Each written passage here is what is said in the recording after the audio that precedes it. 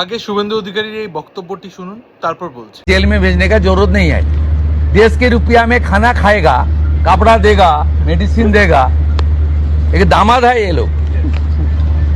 जल्दी जल्दी भागो, जल्दी जल्दी भागो, नहीं तो जो करना है सरकार करेगा।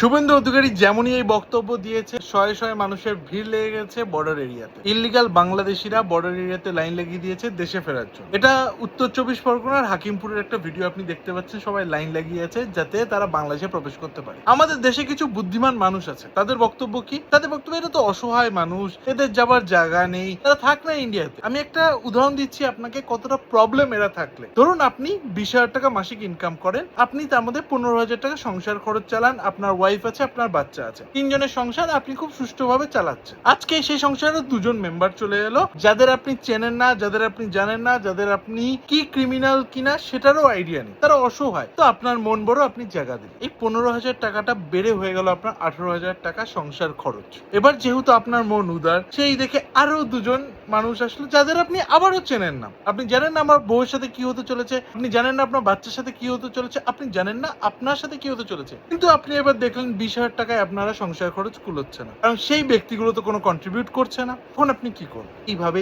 ইন্ডিয়াকে ধীরে ধীরে ভেতর থেকে খাচ্ছে এই ইল্লিগাল যারা ইমিগ্রেন্ট। তারা আপনার আমার ট্যাক্সের টাকায় সব সুবিধা ভোগ করছে, সেখানে আমাদের কোনো হেল্প হচ্ছে না। এবং তার চেয়েও বড় কথা, আমরা জানি না